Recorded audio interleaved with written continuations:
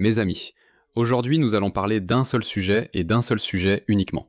Je sais que vous l'attendiez et vous le méritez. C'est Wildberries en mode sauvage. Le 16 août, le plus grand entrepôt Wildberries de Russie a été frappé par des centaines de drones ukrainiens. Oui, des centaines. Nous avons des points d'interception où ils ont été abattus et ceux qui sont passés à travers. Nous avons une quantité folle de vidéos. Je veux dire, je ne pouvais pas tout inclure, sinon vous seriez ici jusqu'à demain. Donc, les meilleurs extraits, la meilleure analyse. Voyons ce qui se passe chez Wildberries pendant que ça brûle. Donc c'est Kolé-Kolodino à Moscou. Je l'avais pas mentionné, c'était dans la capitale. À Moscou, 250 000 mètres carrés d'entrepôts, les plus grands de toute la Russie, ont été réduits en cendres. Et les images, je l'ai déjà dit plusieurs fois. Si je ne savais pas, je dirais que c'est de l'IA. Mais c'est pas de l'IA. C'est réel. Regardez ça. Comment allez-vous éteindre ça? Vous n'y arriverez pas. C'est aussi la réponse pour les Russes, puisqu'ils ne l'ont pas fait. Ici, sur cette séquence précise, vous pouvez voir que le feu continue, là où il n'a pas encore envahi tout l'entrepôt. Eh bien, ça finira par tout envahir. Un peu, vous savez, un petit clin d'œil pour vous. Ça va arriver. Ce n'est qu'un 5e ou un 6e de l'entrepôt qui brûle. Laissez passer quelques heures et tout sera en flammes. Ces photos, je veux dire, c'est du pur Mordor, comme dans Le Seigneur des Anneaux. Ça a toujours ressemblé à ça dans les films. Mais là, c'est Moscou. Appelez ça, vous savez, l'entrepôt Wildberries. Du pur Mordor. Si je vois ça dans la rue, je m'assois sur le trottoir et je profite du spectacle. On va passer à l'analyse, désolé, mais je dois vous montrer toutes les images. On ne voit cet entrepôt brûler qu'une fois dans une vie, alors profitons-en. Je vais tout vous montrer. Regardons les images tous ensemble avant de voir ce qui se passe vraiment. Regardez ça. C'est une intervention divine. Si quelqu'un devait faire une peinture de la Renaissance avec ce ciel incroyable, vous voyez de quoi je parle. Voilà le tableau. Regardez ça. C'est une intervention divine du côté ukrainien. Ici, nous avons aussi une vidéo, bien sûr. Et regardez à quel point la zone de feu est large. Vous avez l'habitude que le feu soit quelque chose de très localisé, avec un nuage en forme de champignon qui monte, mais ce feu est trop large pour tenir dans le cadre. Même avec un grand angle, le gars dézoome et on ne voit toujours pas la fin de cet entrepôt en train de brûler. Quelqu'un, un Russe en fait, a fait voler un drone civil juste pour filmer ça.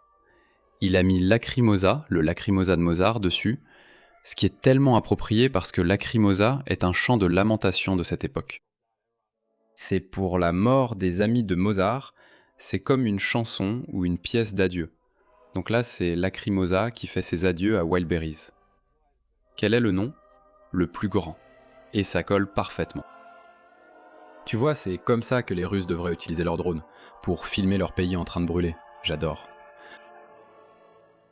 J'espère que les arrière-petits-enfants de Mozart ne vont pas me faire un strike pour droit d'auteur parce que je vous fais écouter Lacrimosa. Au fait, dans cette séquence, ça pourrait vous embrouiller. Regardez ça. Combustion électrostatique. Le chant est magnifique. Tout est parfait. Il pivote vers la gauche. Et il y a un autre feu. Et bien sûr, ce soleil divin, il fallait que ce soit là. Mais un autre feu, qu'est-ce que c'est? Eh bien, j'ai oublié de préciser, c'est à Domodedovo, aussi à Moscou, un entrepôt Wildberries plus petit. Donc 2 entrepôts Wildberries ont été touchés le 16 août, Kolyadino et Domodedovo. Les 2 sont en train de brûler. Voici un gros plan sur Domodedovo. C'est beaucoup plus petit, environ 10 fois plus petit comme entrepôt. Mais il y a un fait très intéressant. Qu'est-ce qu'il y avait dans cet entrepôt? Vous ne devinerez jamais. Tout le monde devient fou. Et pourquoi attaque-t-il ces entrepôts? Ce n'est pas une cible militaire, enfin, certaines personnes au moins. Eh bien, avec cet entrepôt de Domodedovo en particulier, quelqu'un a en fait publié environ une semaine avant cette attaque à propos d'un terrain d'entraînement FPV à l'intérieur de cet entrepôt de Domodedovo. À quel point peut-on être stupide? Tu vois des entrepôts Wildberries brûlés partout dans le pays, et tu publies en ligne à propos d'un cours d'entraînement FPV à l'intérieur de cet entrepôt. Je veux dire, je pense que la personne qui a fait ça manquait un peu de jugeote. Quelques neurones devaient s'enfuir dans la rue ou brûler dans l'air, parce que c'est vraiment un acte très stupide. Eh bien, il a brûlé jusqu'aux fondations. Voici les pompiers de Moscou, qui essaient d'empêcher que le Domodedovo ne brûle complètement. On peut voir qu'ils sont arrivés avant que les murs ne s'effondrent. Donc, peut-être qu'ils ont une chance. Peut-être qu'ils pourraient vraiment éteindre l'incendie. Il y a un hélicoptère ici qui transporte de l'eau, essayant d'éteindre le feu, essayant de sauver tout ça. Mais malheureusement, ce qui s'est toujours passé s'est aussi produit ici, Regardez ça. C'est le modèle de quelques heures plus tard, la chaleur de cet incendie, de ces marchandises sèches à l'intérieur, tout est sec et bien emballé. Et il y a de l'air entre eux, ce qui permet au feu de respirer et, vous savez, de grandir. La chaleur est tellement intense que le métal lui-même, la structure en acier, peu importe le matériau, c'est un des métaux, il devient mou parce que la chaleur est folle. Et ils finissent par se plier et finalement les murs s'effondrent. Donc peu importe que la structure soit en métal, elle devient quand même molle à cause de la chaleur et elle finira par s'effondrer et s'écrouler.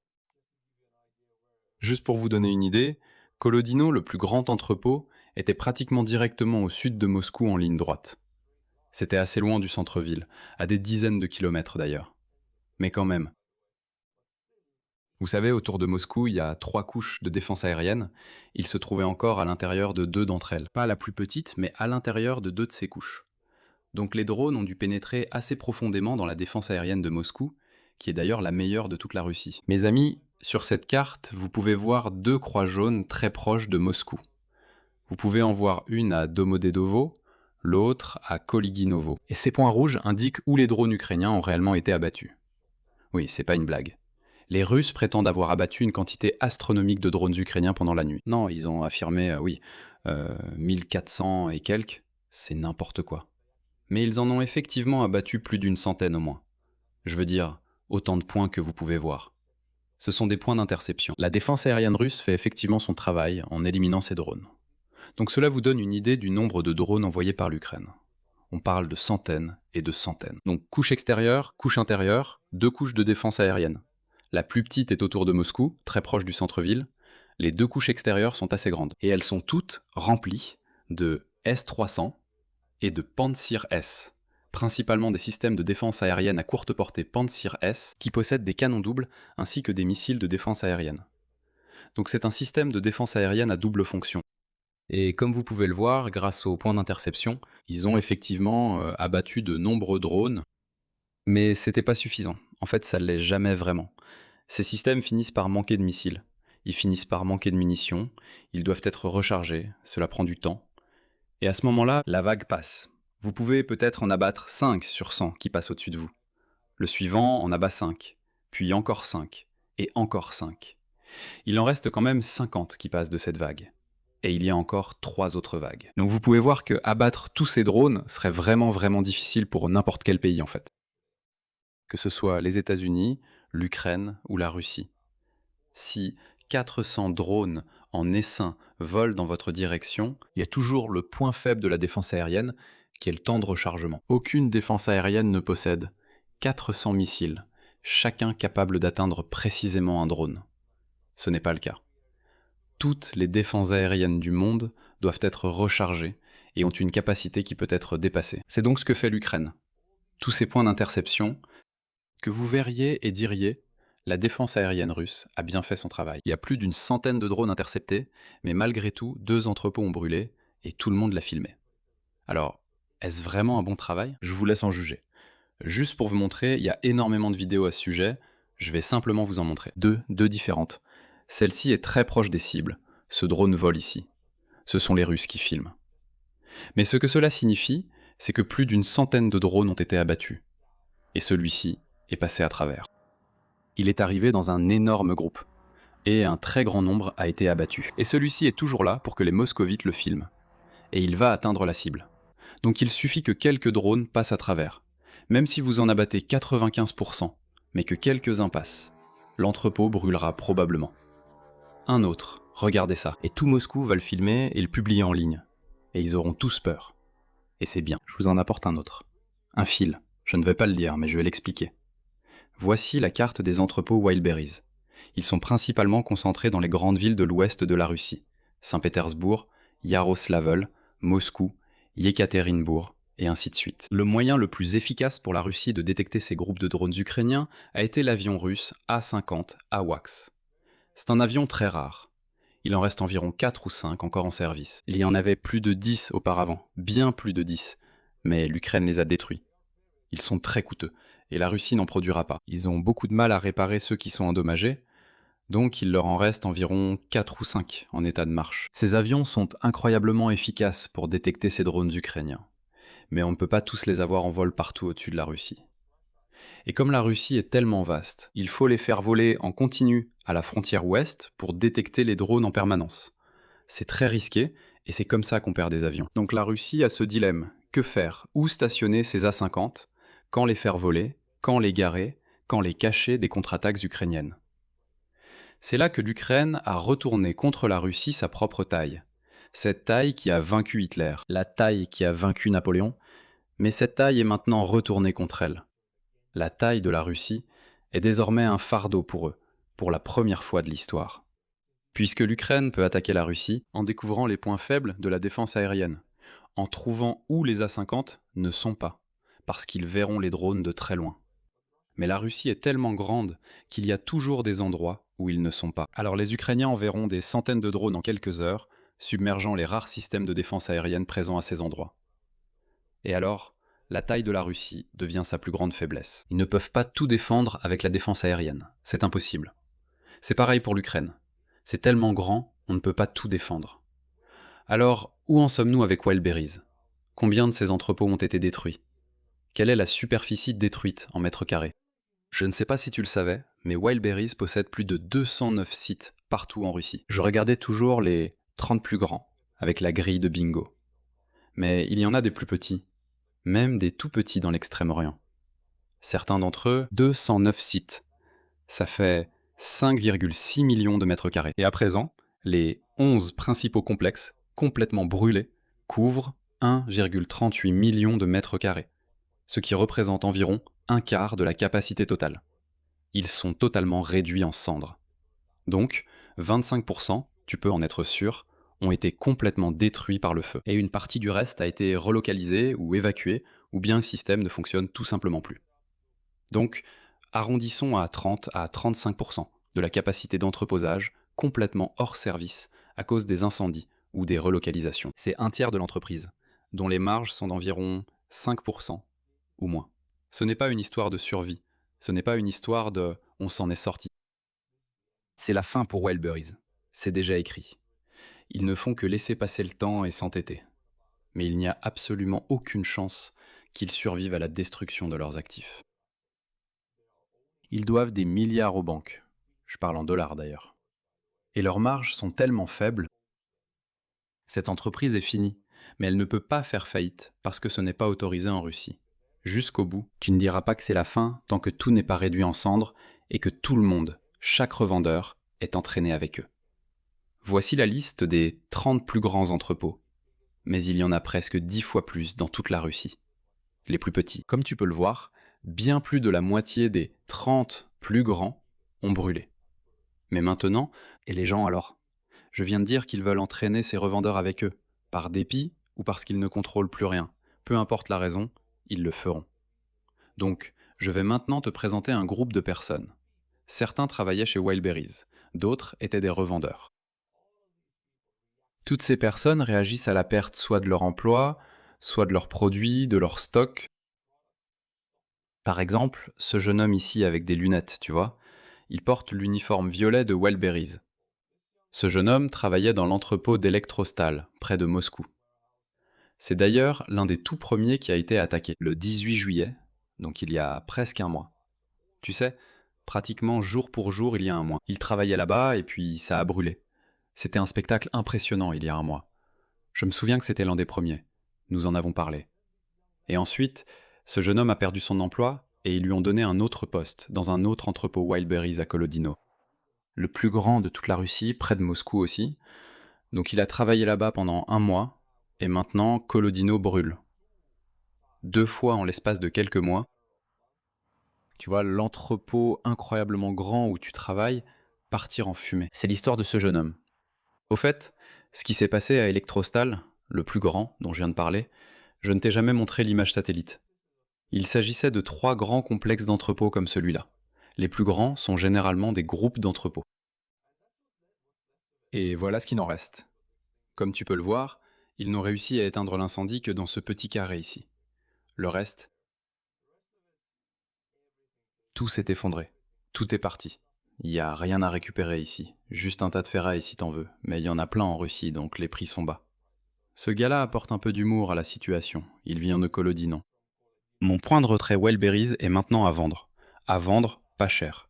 Si tu es intéressé, envoie-moi un message privé.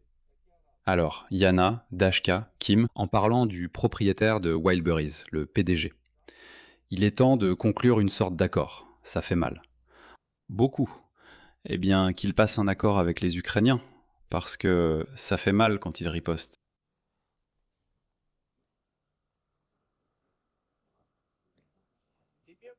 Douloureux pour vous et douloureux pour nous. Ce que cet homme ne sait pas, c'est que Tatiana Kim, faisant partie du système russe, vous savez, du système au sommet de la direction, l'un des postes d'élite, ils n'ont pas le droit de démissionner. Ils n'ont pas le droit de s'arrêter, même si tout est perdu. Ils emporteront tout avec eux. Ils entraîneront tout le pays avec eux. Mais ils ne feront pas de compromis. Ici, je vous présente un homme qui a tout perdu dans l'incendie de Krasnodar. L'entrepôt de Krasnodar. Le matin le plus effrayant de toute ma vie.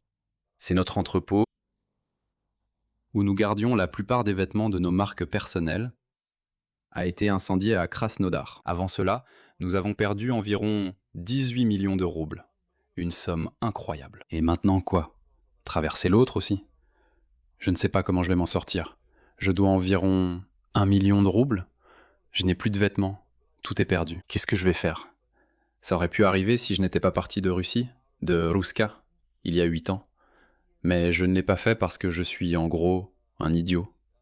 Tu aurais dû le faire. Tous ceux qui veulent, d'une manière ou d'une autre, gagner leur vie, prendre soin de leur famille et mener une vie à peu près normale, auraient dû quitter la Russie. Et ils auraient tout eu. La vie est tellement meilleure dans l'Union européenne. Les frontières étaient ouvertes. Elles le sont encore, dans une certaine mesure. Mais maintenant, Poutine lui-même n'autorise plus les hommes à partir. Cet homme le sait. Sa vie aurait pu être différente s'il avait quitté la Russie il y a 8 ans. Je pense qu'il aurait pu être beaucoup plus heureux et ne pas se retrouver dans cette situation. Alors maintenant, je vous présente un autre jeune homme. Voici son expérience à ce sujet. Les gars, c'est un putain de cauchemar. Merde. On préparait ce secteur, ce tout nouveau bloc d'entrepôt, sans arrêt, pendant 2 putains de semaines, à le nettoyer à fond et à stocker les marchandises. 2 semaines de putain de travail acharné, jour et nuit. Et tout est parti en vrille. Un seul passage. Il s'est écrasé directement sur le toit. Et tout notre bloc est en train de brûler. Tout est en flammes. Tout le stock, les Adidas, les vestes, pas l'idée.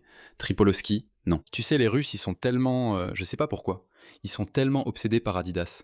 Ils veulent ce Tripolowski depuis les Jeux Olympiques de Moscou, où tout le monde en portait. C'était un peu comme un sponsor semi-officiel. L'une des premières marques occidentales à entrer en Union soviétique grâce aux Jeux Olympiques. Et maintenant, tout le monde adore Adidas et veut en porter. Et la Russie, toujours pas l'Adidas. L'Adidas a brûlé. Les vestes, tout ce qu'on a entreposé pendant ces 2 semaines, ça brûle tellement fort que tu ne peux même pas t'approcher. Tout ça pour rien. Il ne reste plus rien. Putain de merde. On se casse d'ici. Ce jeune gars a eu une expérience typiquement russe. En tant que jeune homme, il a déjà vécu ce que c'est d'être russe. C'est de regarder ton travail brûler devant toi. Tu ne peux rien y faire. Il y a quelque chose que tu pourrais faire, où tu n'es pas réduit à l'état de victime, dans un péso où une personne vaut moins qu'un rat. Mais c'est aux Russes de changer cela. Et la réponse officielle de Wildberries? Je veux dire, tout brûle dans leur entreprise. Il y a des milliers de personnes qui leur ont confié leurs marchandises et leur argent. Comment les responsables de Wildberries ont-ils officiellement répondu à ces personnes? Des déclarations officielles? Quelque chose? Eh bien, il y en a. Regardez. Voici le service de presse de Wildberries. Je crois que oui. Le 11 août, l'entrepôt de Voronezh a complètement brûlé au fait. Voici ce qu'ils ont répondu à propos de l'attaque contre Voronezh. L'incendie qui a résulté d'une attaque contre les installations logistiques de l'entreprise dans la région de Voronezh a été éteint. Les équipes de pompiers ont continué à intervenir sur place. Les installations ont été évacuées à l'avance. Les marchandises étaient pour la plupart intactes. L'acceptation des livraisons actuelles est temporairement limitée et elles ont été redirigées vers d'autres installations. En gros, ne vous inquiétez pas. L'incendie est éteint, tout va bien, tout le monde a été évacué, ça va aller. Voici l'entrepôt de Voronezh. Regardez ça et dites-moi, vous pensez que les marchandises sont pour la plupart intactes? Je suis stupide? Je suis aveugle? Pour moi, on dirait qu'il n'y a plus de marchandises. Il y a un incendie.